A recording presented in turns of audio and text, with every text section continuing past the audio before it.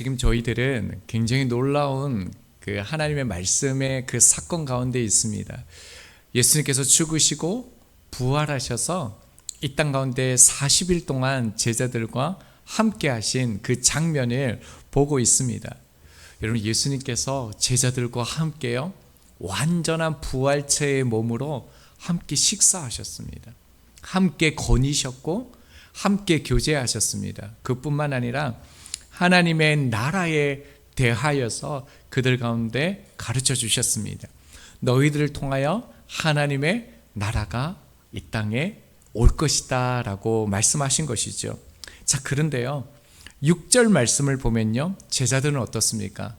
하나님의 나라를 자신들이 바라는 민족적 기대, 자신들이 원하는 삶이 이루어지는 그때, 그리고 소유하고 싶은 것들을 비로소 갖게 되어지는 이 땅의 것으로 이해하고 있는 모습을 우리가 봅니다. 자, 이러한 제자들에게 마지막으로 하시는 말씀이 오늘 본문이에요. 이 말씀을 하시고 난 다음에 주님께서는 하늘로 승천합니다. 자, 그러니까 유언과 같은 말씀이겠죠. 얼마나 중요한 말씀이겠습니까? 그리고 특별히 사도행전 1장 8절은 저희들이 다 암송할 정도로 많이 반복해서 들었던 말씀인데요, 오늘 또 이 말씀을 통해서 우리 가운데 말씀하시는 그 하나님의 나라가 어떤 것이 되는지 함께 깨닫고요, 살아가는 저희들이 되기를 바랍니다.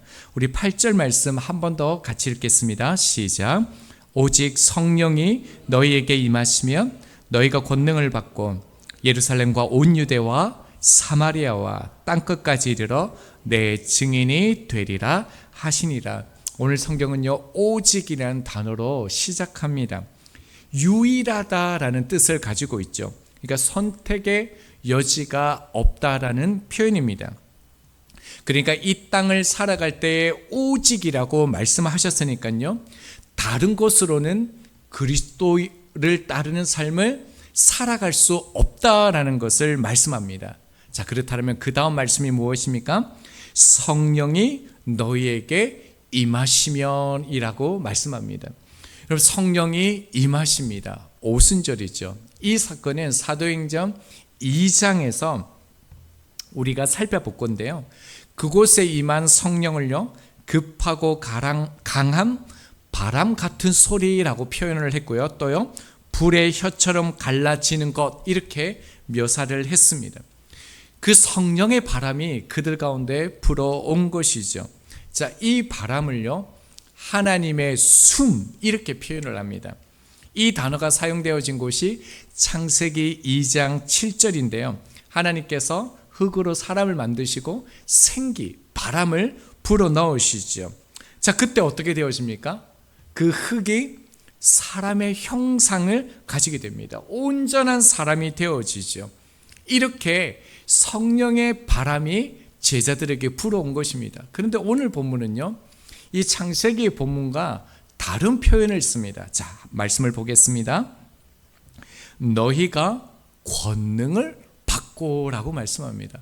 성령의 바람이 불어올 때요, 우리 가운데 나타나는 현상이 뭐냐면 권능을 받는다라고 그렇게 얘기합니다.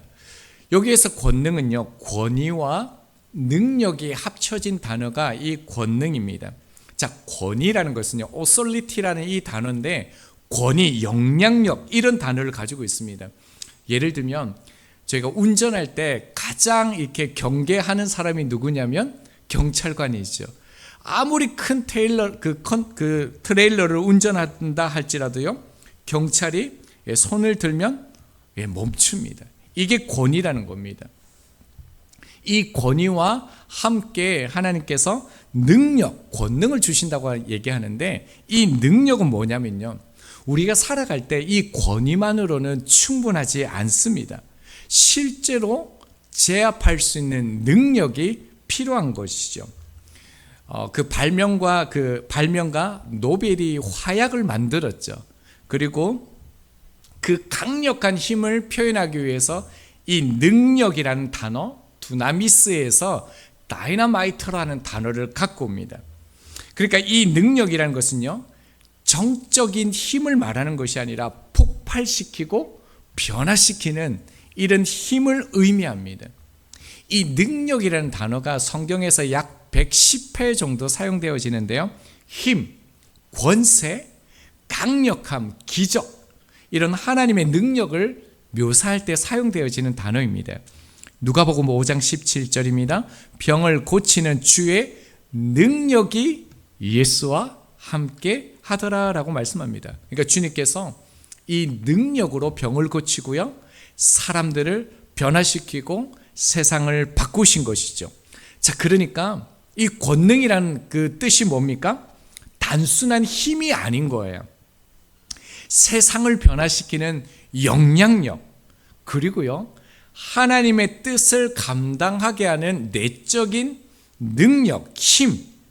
그래서 이 땅에서 그리스도인으로 살아가기 위해서 필요한 능력, 그것이 오늘 말씀에서 말하는 권능이라는 겁니다.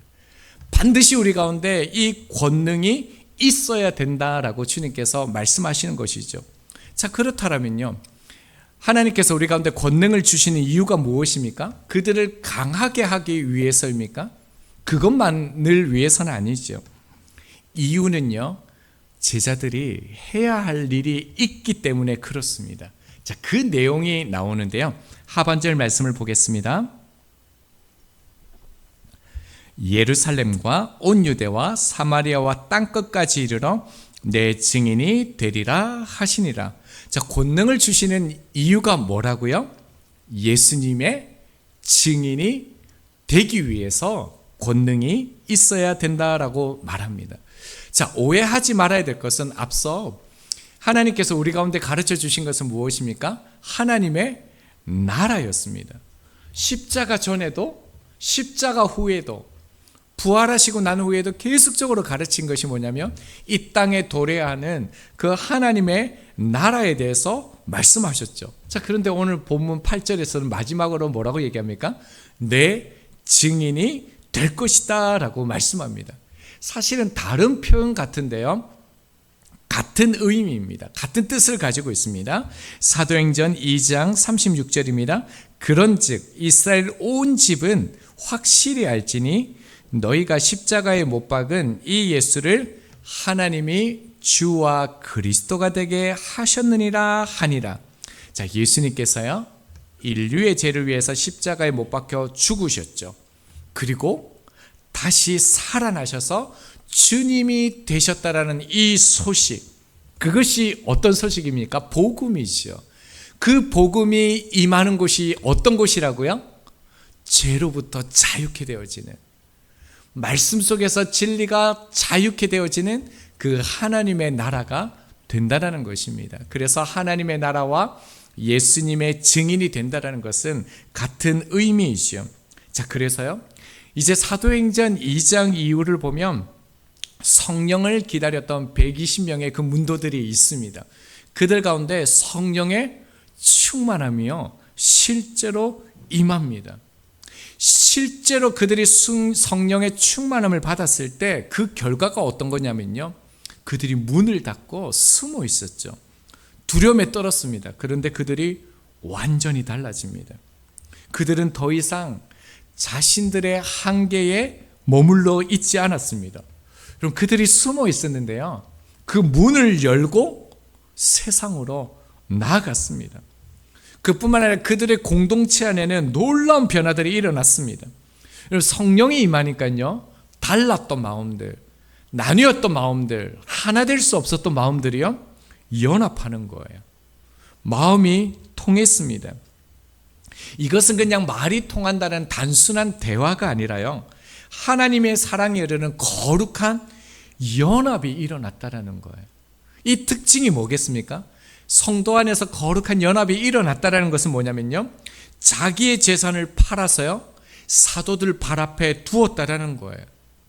실제로 그들의 삶을 함께 공유하고요, 함께 짊어지고 함께 나아가는 것, 이것이 거룩한 연합이었다라는 거예요. 그리고 실제로 사도들은 그 필요한 그 제자들이 팔아서, 그 많은 성도들이 팔아서 주었던 것을요, 필요한 이들에게 나누어 주었습니다. 이러한 일들은 이전에 불가능한 일이었죠. 그러나 성령이 임하자요, 자기 중심적인 삶에서 하나님의 중심된 그 삶으로 바뀐 것입니다. 사도행전 전체를 보면요, 그 제자들이 예수님을 증언할 때마다 어떻습니까? 예수님을 십자가에 죽였던 것처럼 그 유대인들이, 종교 지도자들이, 사내들인 공회들이요, 그 제자들을 가만히 두지 않았습니다. 예수님을 따르는 이들이 가만히 두고 보지 않았습니다. 핍박하고 그들을 죽였죠. 자, 그런데 어떻게 됩니까? 성령이 임하였을 때요, 그 약함은 도리어 능력이 되었습니다. 그들의 연약한 가운데서 하나님의 역사가요, 더욱더 드러나게 됐다라는 거예요.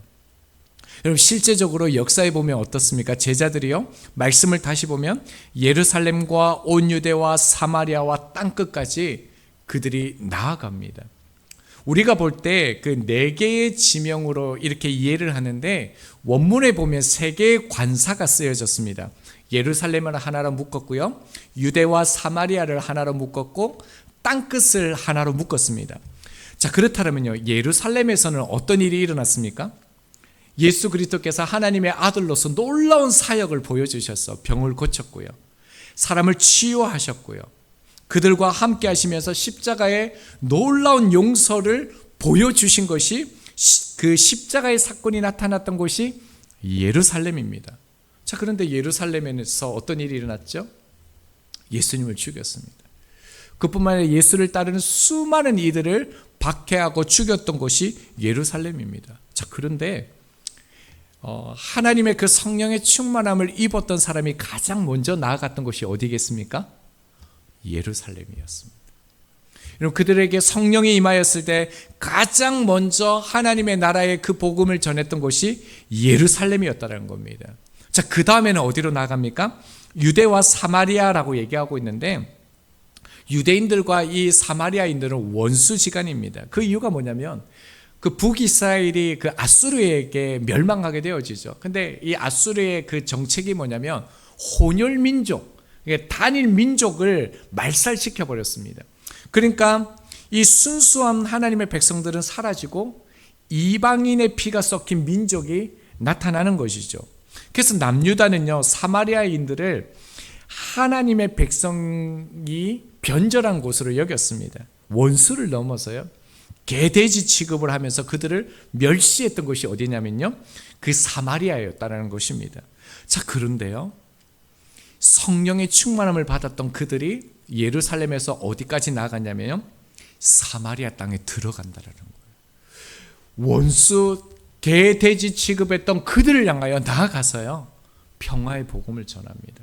그들과 하나가 됩니다. 그리고 심지어요, 세례를 베풉니다. 여러분, 이런 놀라운 일들이 일어났다라는 거예요. 그리고 어디로 또 갑니까? 땅끝이죠. 땅끝은 어디냐면, 이제 사도행전 11장에서부터 시작되어지는 이방인들이 거주하는 곳, 이것을 땅끝이라고 말합니다. 율법에 의하면요, 이방인들과는 말도 하면 안 돼요. 그들과 함께 있을 수도 없습니다. 당연히 밥도 식사도 할 수 없는 그런 존재였죠. 하나님이 버린 민족, 저주한 민족이 땅끝에 있는 이방인의 그 민족이었습니다. 자, 그런데 어떤 일이 일어나냐면요, 베드로가요, 하나님의 말씀을 따라 이방인인 그 백부장 고넬료의 집에 찾아갑니다. 복음을 전합니다. 그런데 거기에서요, 성령이 임하시는 것을 직접 경험하게 되었습니다. 여러분, 어떻습니까? 성령이 임했을 때 실제로요, 그 제자들이 자신의 문을 열고요, 자신의 한계를 뛰어넘어서요, 예루살렘으로 들어갔고요, 온 유대와 사마리아로 갔고요, 땅끝으로 나아갔다라는 것입니다. 자, 그리고 그 복음이 어떻습니까? 마침내 오늘 우리에게까지 전해졌다라는 겁니다. 여러분, 우리가 복음을 들었다라는 이 사실은 역사적으로 하나님의 말씀이, 그리스도의 그 하나님의 나라가 역사적으로 이루어졌다는 증거가 지금 우리가 예배하고 하나님의 말씀을 듣고 있다라는 증거이죠.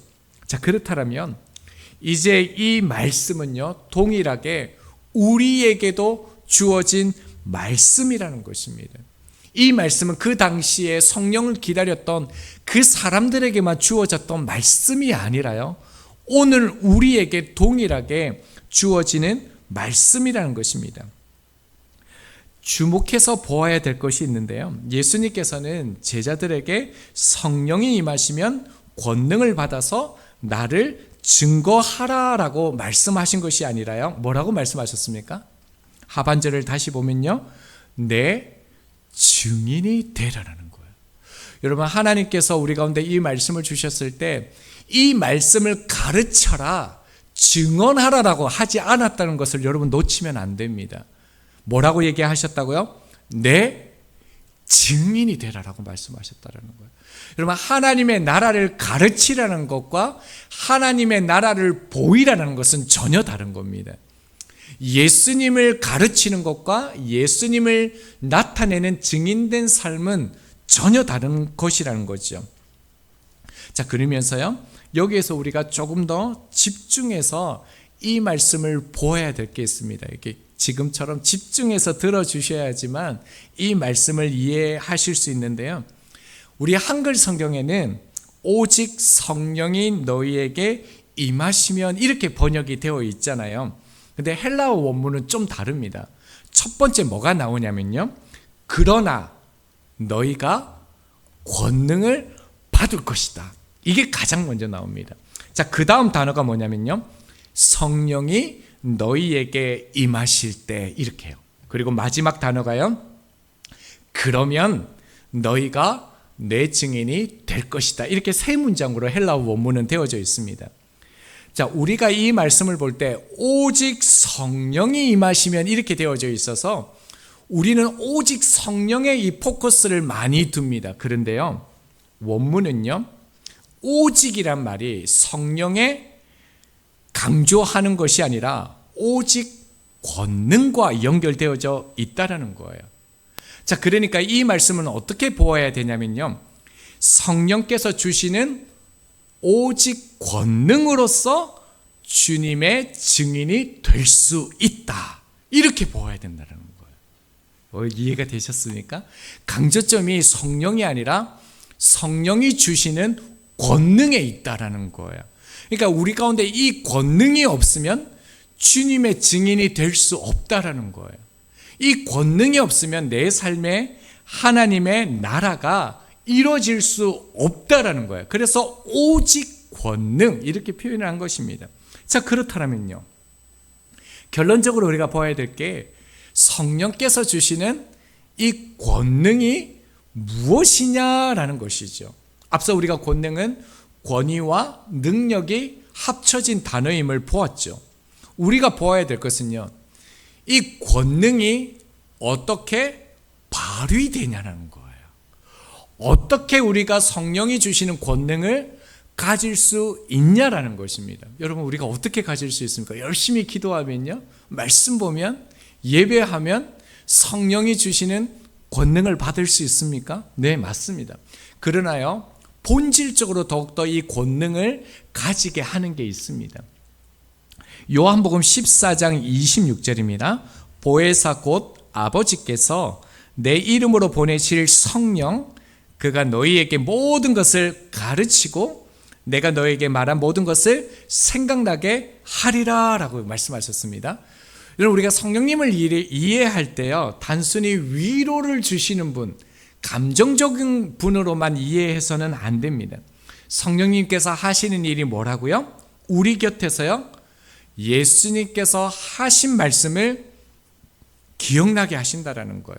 그뿐만 아니라 주님께서 이 땅에 하신 사역이요, 지금 이 순간에 지속되도록 가르치시고 살아 움직이게 하시는 분이시라는 거예요. 자, 그러니까요, 여러분, 성령의 권능은요, 예수님의 사역이 현재화, 내 삶에 구현되는 능력을 말하는 것입니다.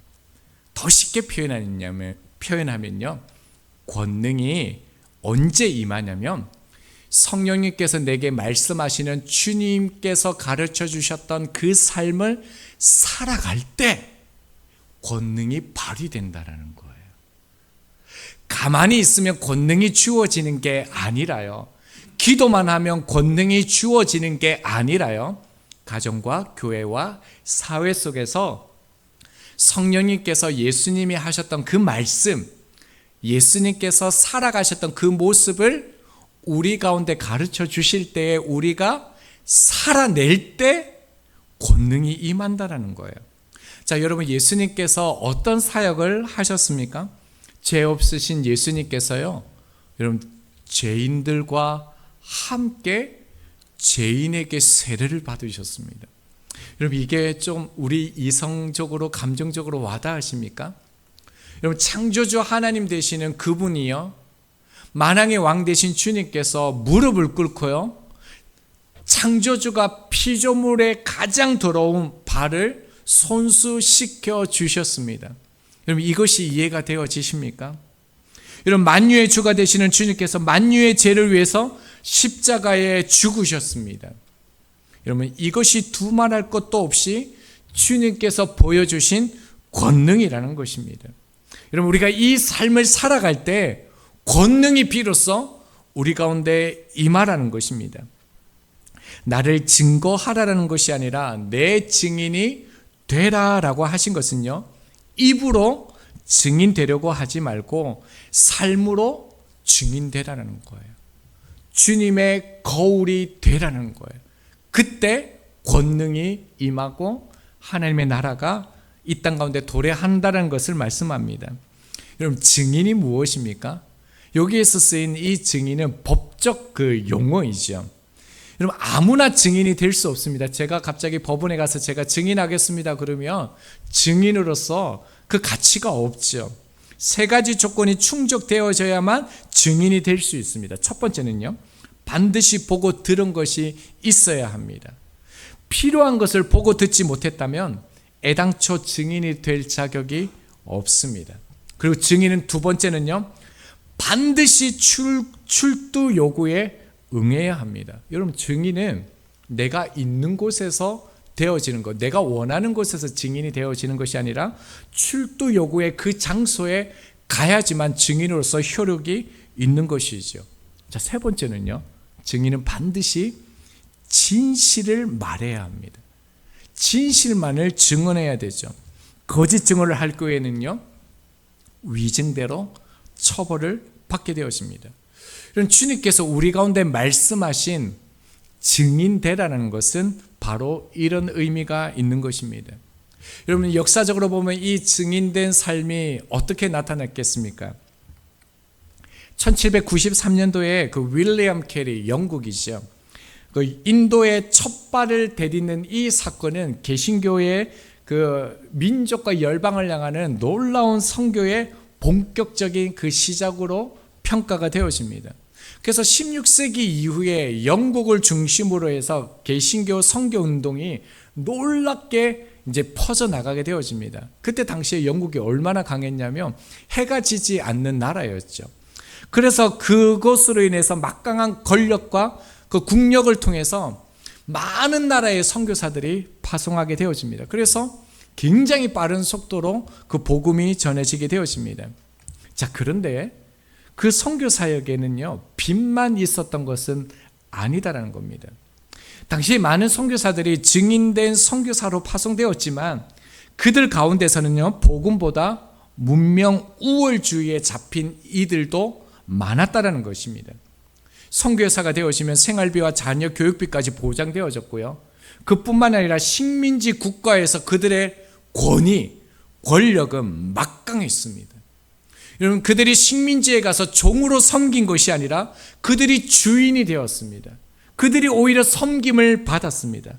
이로 인해서 기독교를 거부하는 수많은 큰 잘못을 저질렀습니다. 우리나라는 어떨까요? 1885년 4월 5일에 미국의 언더우드 선교사님과 아펜젤라 선교사님이 조선 땅에 첫 발을 이제 밟게 되어집니다. 한국 개신교 선교 사역에 놀라운 일이, 전환점이 일어났습니다. 초대 그 선교사님들은 정말 목숨을 걸고요, 자신의 모든 기독권, 심지어 자녀의 죽음 앞에서도 사랑과 그 뜻, 주님께서 하셨던 그대로 그 삶을 살아낸 그런 증인된 선교사님들이 참 많았습니다. 그런데 모두가 그런 것은 아니었습니다. 일부 선교사님들은요, 교인들에게 가마를 쥐어서 그 가마를 타고 다녔습니다. 권위적인 모습을 보였습니다. 그뿐만 아니라 자신들의 언어, 복장, 교육 방식을요 문명으로 여겼습니다. 그러니까 어떤 일이 일어나겠습니까? 한국의 전통적인 관습 그리고 그들이 가지고 있는 생활 양식을 열등한 것으로 여겼습니다. 무시했고 경시했죠. 그러면서 우리들을 따라와야 문명의 발전이 있다라고 요구했습니다.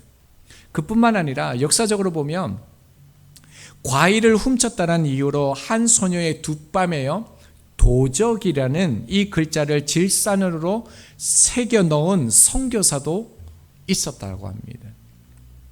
이런 복음의 이름으로 선포되었지만 실제로는요 복음을 가리는 삶을 산 이들도 있었다라는 겁니다. 우리는 우리를 사랑하시어 우리를 위해 십자가의 제물로 돌아가시고 죽으신 그리고 다시 부활하신 그 주님의 말씀을 듣고 본 증인들입니다. 우리는요 매일 우리의 땅끝에서 주님의 증인으로 출도해야 됩니다. 그리고 그곳에서 우리는요 우리의 삶의 방식이 아니라 주님의 증인으로서 증언해야 됩니다. 여러분 세상 법정과 그 주님의 증인된 그 하나님의 그 나라의 법정의 차이점이 무엇이겠습니까? 세상의 증인은 말로만 하면 효력이 있습니다. 그러나요 하나님의 증언, 하나님의 법정은요 우리의 삶으로 이루어져야 한다는 것입니다. 그래서 주님께서 뭐라고 말씀합니까? 다시 말씀을 보면요 땅끝까지 이르러라고 말씀하고 있습니다. 땅끝까지 이르러 이 말씀은요 특별히 여러 해석들이 많은데 땅끝이 지명적으로 로마다, 스페인이다 이렇게 말하는 견해들도 있습니다. 만약에 그렇다면요 바울은 골로새서에서 수구디아닌을 언급하면서 로마에서 스페인으로 갔다 이렇게 말하고 있습니다. 그러니까 사도들이 이미 땅끝까지 그 당시에 스페인 끝까지 갔다라는 것이죠. 땅끝까지 복음을 전했다라는 겁니다. 그러니까 실제로 지명만으로 보면 복음이 땅끝까지 다 전해진 것이죠. 자, 그런데요 단순히 주님께서 땅끝까지 이르러라는 이 표현은 그 지역만을 말하는 것이 아니라는 겁니다. 이사야서 49장 6절 하반절입니다. 내가 또 너를 이방의 빛으로 삼아 나의 구원을 베풀어서 땅끝까지 이르게 하시리라.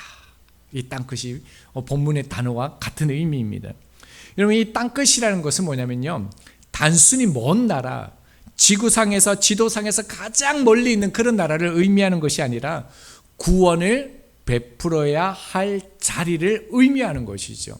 그러니까 땅끝에서 내 증인이 되라라는 것은요 내 삶의 땅끝에서 증인된 삶을 살아나는 겁니다. 자, 그런데 내 삶의 땅끝이 어딜까라는 거예요. 여러분 생각에 내 삶의 땅끝은 어딜 것 같습니까? 우리의 일터나요 우리가 살아가는 그 삶이나 가정이나 이웃과의 관계 속에서 이런 거 없으십니까? 저 사람에게는 정말 복음을 전하기 싫다라는 거예요. 저 사람만큼은 내가 감당하기 어렵다라는 거예요. 도저히 이것만은 할 수 없다라고. 도저히 저 사람만큼은 내가 섬길 수 없다라고.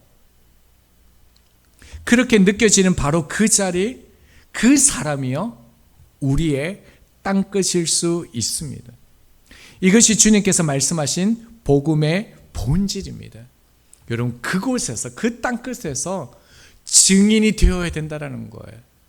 우리의 모습으로 법적 효력을 가져야지만 우리가 그리스도인의 삶이 되어질 수 있다는 거예요. 그런데 이 말씀이 사실 전도의 삶을 살아라 이 말씀이잖아요. 근데 이 시대에 전도하기가 얼마나 어렵습니까? 정말 어렵죠.